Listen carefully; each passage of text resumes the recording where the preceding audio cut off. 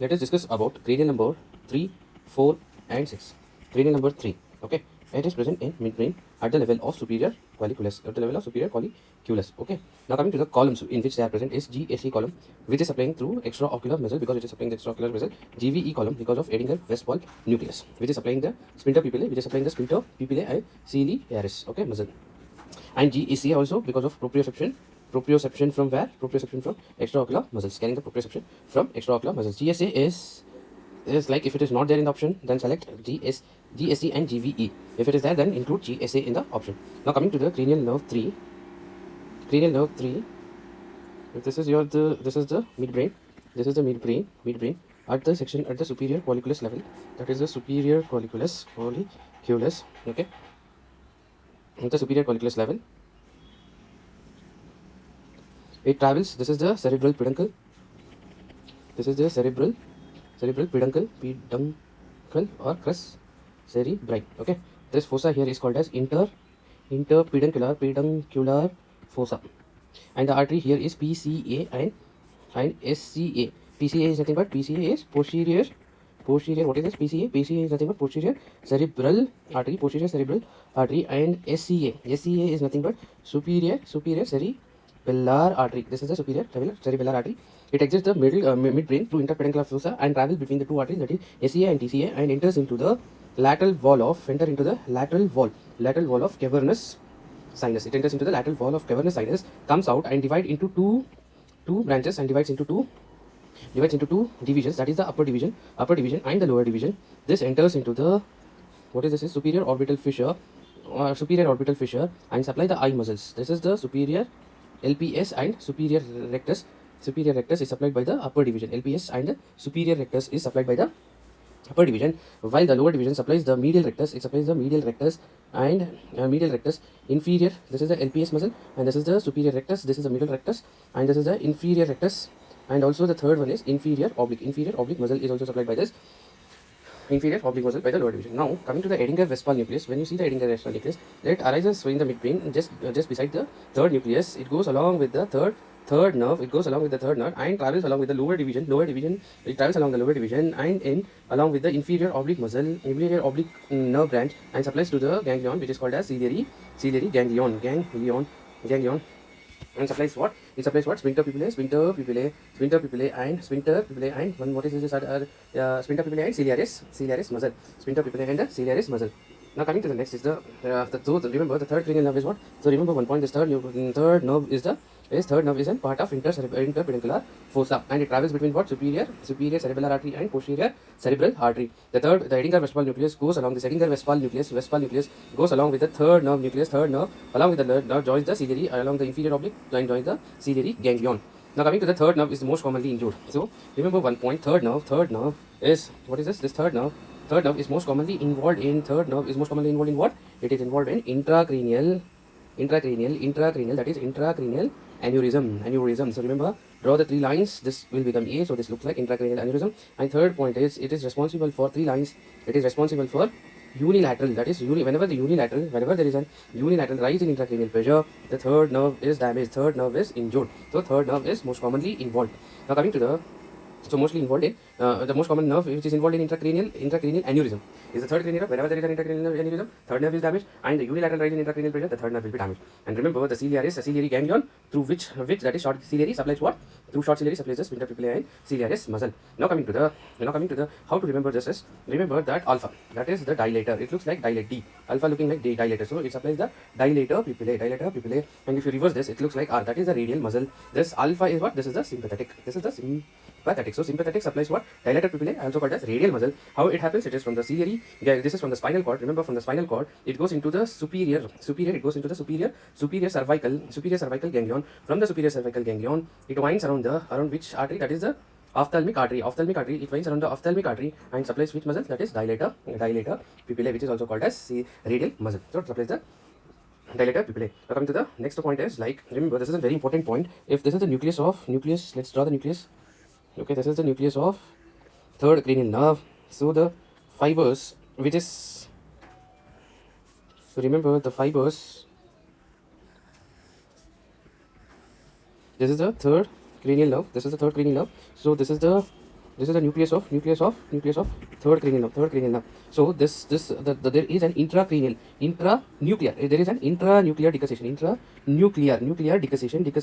That is, inside the nucleus there will be decussation of the fibers of superior rectus muscle. So this is going to supply the superior rectus muscle, and this is going to supply the other extraocular muscles. This is going to supply the superior rectus, and this is going to supply the extraocular muscle. Whenever there is a damage to the LM, lower motor neuron damage, so there will be loss of, whenever there is a third nerve injury, so what will happen? It is a unilateral involvement is seen. So unilateral loss of function of those muscles is seen.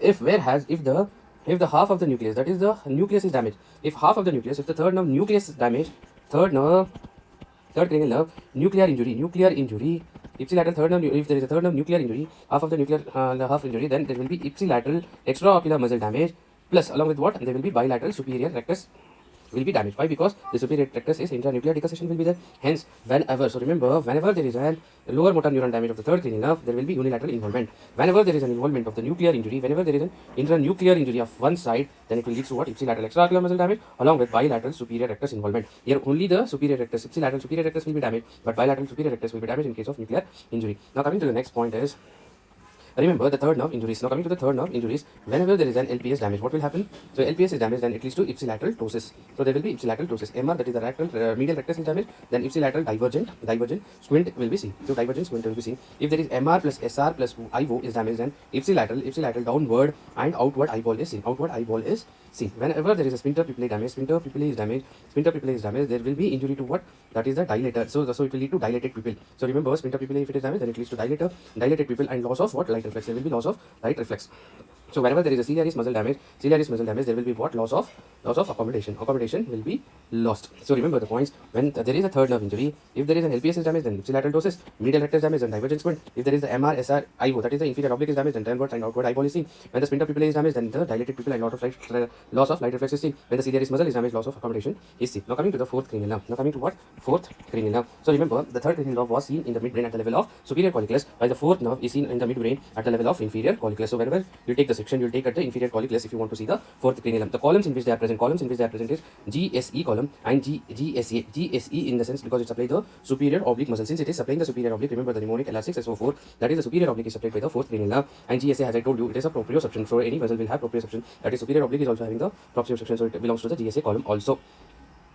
And one more point which we have to remember that in the third cranial nerve is, whenever there is an extradural hemorrhage, it will lead to what? Ipsilateral rise in intracranial pressure. Whenever there is an ipsilateral rise in intracranial pressure, the third nerve is involved. Third nerve is damaged. So ipsilateral rise in intracranial pressure, it is due to extradural hemorrhages. Now coming to the diagram of the fourth cranial nerve. So this is the interpeduncle. This is the crest cerebri.